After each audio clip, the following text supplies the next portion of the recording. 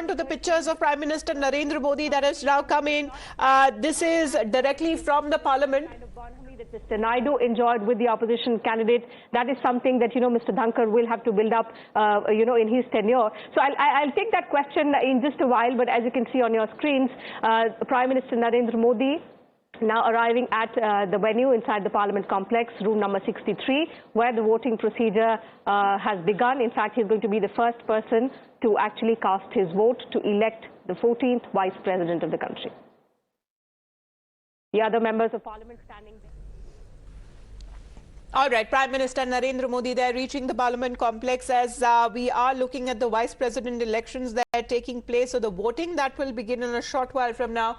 Prime Minister Modi will be the first to cast his vote today because this is a bitter political battle that seems to be raging on between the BJP-led NDA government and the opposition, where the parliamentarians will be voting to elect the next Vice President of the country.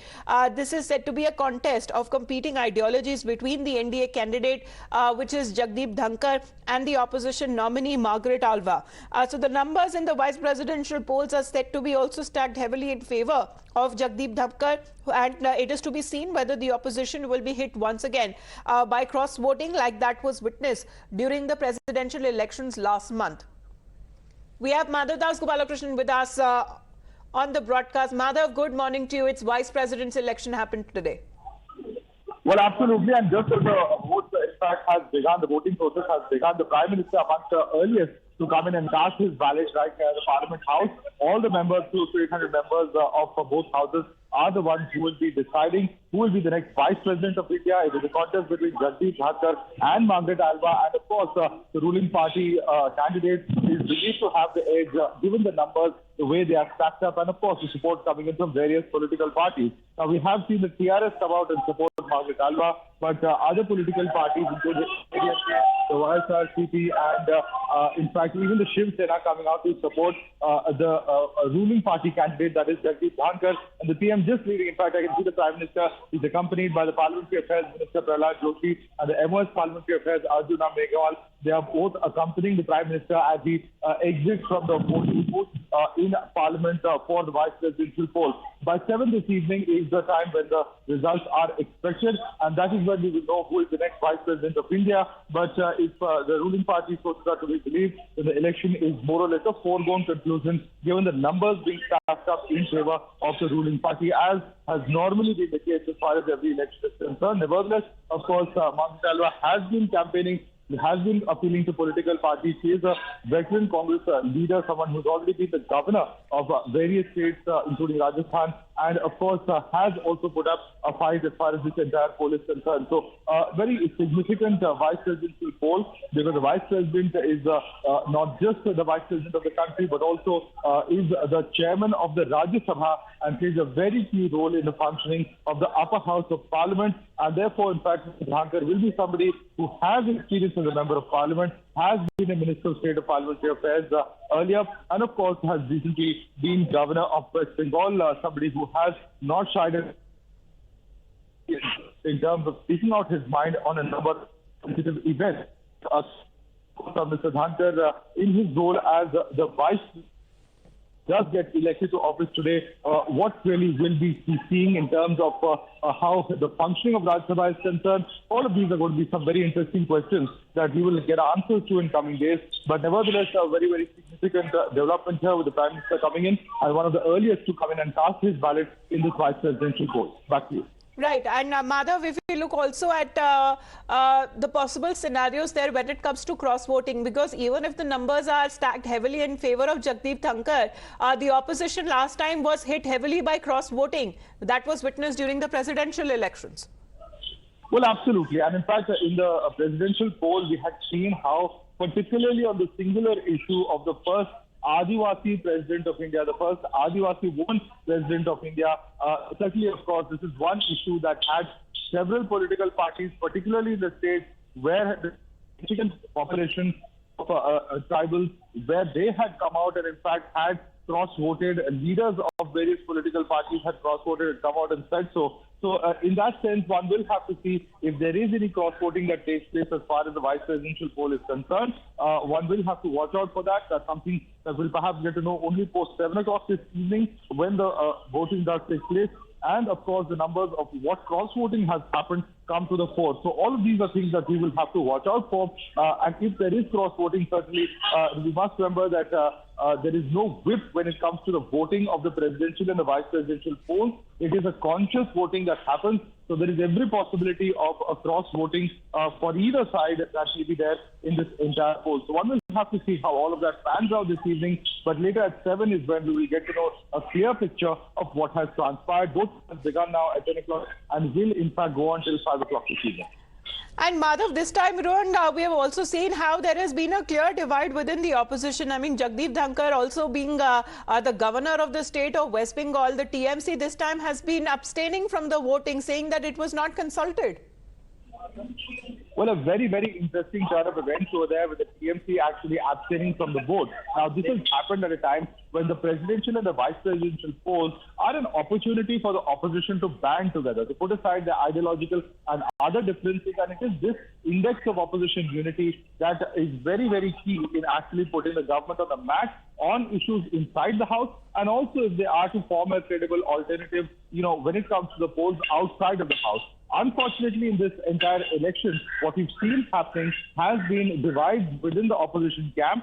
TMC says it was not consulted in time and therefore it is not going to come out openly in support of the vice presidential candidate of the opposition, that is Margaret Alva. The Congress, of course, sources have denied such charges, saying everybody was kept in the loop. But nevertheless, we are looking at a situation where the TMC is going to be abstaining from voting as far as the vice presidential election is concerned. All of this happening on a day when Mamata Banerjee herself was in the national capital yesterday. She met with the Prime Minister for over an hour, and of course also happening in the backdrop of the entire education camp, where a very key aide, a close aide, Partha Chatterjee, the former education minister of West Bengal. Right, the pictures, Madhav, just quickly describing the pictures. Prime Minister has cast his vote. He is the first to cast his vote as the voting procedure has just begun.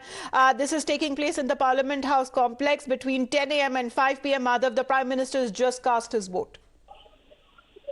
Well, absolutely. The Prime Minister has just cast his vote, as we were discussing. In fact, amongst the earliest to come in and cast his ballot. And, of course, very clearly, one of those who has come out and cast his vote. Of course, all members of Parliament stood up as we speak. In fact, members of both houses, as we know, are the electoral college that actually votes for the vice president, unlike the presidential election, where the votes of MLAs also count. In the vice presidential election, it is the members of both the Rajya Sabha and the Lok Sabha who will be casting their ballot and deciding who will be the next vice president. The PM, of course, significantly one of the earliest to come in and cast his vote for the vice presidential poll. And of course, as with every election, each and every vote counts. The Prime Minister certainly sending out that message loud and clear about the importance of actually coming in, casting his ballot, setting an example, being one of the earliest to come in and cast his ballot. Of course, the results of this, many believe, is a foregone conclusion, but nevertheless, a very, very clear fact that there is a fight on between Jagdeep Dhankhar as well as Margaret Alva, and of course, the results for this fight will be known later this evening. So, a keen battle that is currently underway as far as the vice presidential polls are concerned. Various political parties supporting the faction. Will there be cross-voting are some important questions that we have to watch out for. Back to you. All right, Madhav, thanks very much for joining in. The Prime Minister casting his vote, the first one to cast his vote in the vice presidential elections. There, Samia, good morning to you. If we talk about the opposition candidate, Margaret Alva, Karnataka, face a Congress veteran leader serving also as the governor of the state of Rajasthan and Uttarakhand. How are we looking at the numbers when it comes to all of those parties who are supporting her in the opposition? Well, a very good morning to you too, but the numbers don't look stacked up in favor of Margaret Alva as far as the vice presidential elections are concerned. We all know the kind of support that Jagdeep Dhankhar enjoys, especially given the sheer numbers of the BJP MPs in the House, in both the houses, Rajya Sabha and Lok Sabha. The total strength lies at 788 MPs.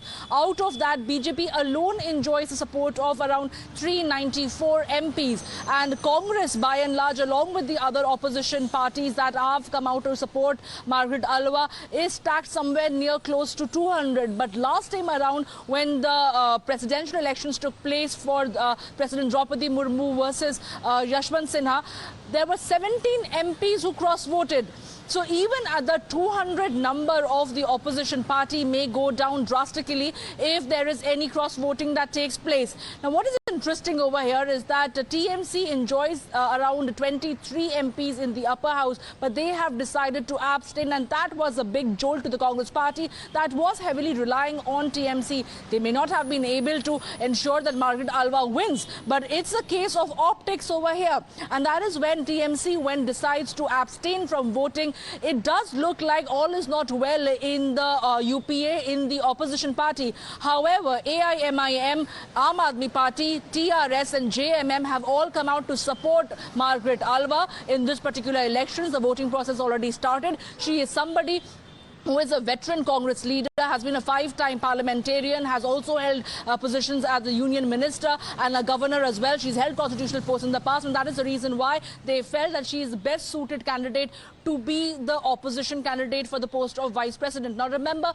the voting only takes place, the entire voting college constitutes of the MPs, and that's the reason why it's not going to be too difficult for them that once the voting process ends at 5 p.m, the results are going to be declared later this evening by around 7 to 8 p.m. and we will come to know who is going to be our next vice president, who also enjoys a very important role as the chairman of the Rajya Sabha. She went ahead and spoke to several MPs across board, and she has been very vocal about her conversations, and she ensures that the manner in which the parliament has been conducted right now, she is going to ensure that that doesn't take place, because she feels that a lot of business of the house is being absolutely derailed amongst the disruptions that are taking place, as there seems to be no consensus building between the opposition and the government of the day. However, Jagdeep Dhankhar, when he made his electoral pitch, he made it very clear that he's going to ensure that the democratic rights of the parliamentarians within the house is going to be upheld. So a very interesting contest over here. However, the number games are concerned, it's a clear indication that Jagdeep Dhankhar stands a way greater chance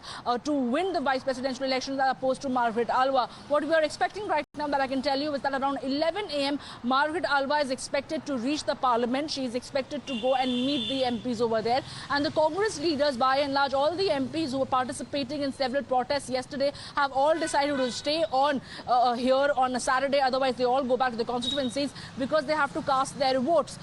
It remains to be seen whether at all there's going to be any cross-voting that takes place, which may turn the fortunes for the Jagdeep Dhankhar or Margaret Alva. But it looks highly unlikely, because the numbers are well calculated, and Jagdeep Dhankhar is set to enjoy a comfortable victory against Margaret Alva to become the next vice president of the country.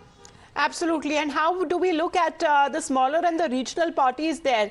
The importance that is also being drawn to those parties, because we're looking at both of them, whether be it Jagdeep Dhankhar or even Margaret Alva, how she was going the rounds to the entire country, meeting all of those opposition party leaders to seek their support. The role of the regional parties, Samya. Well, absolutely. And she did a tour across the country, reaching out to every single opposition party who's got their MPs in the parliament, urging upon them to think about the opposition unity, to think about the ideals that she stands for, and then go ahead and decide who the opposition parties would want to place their bets on.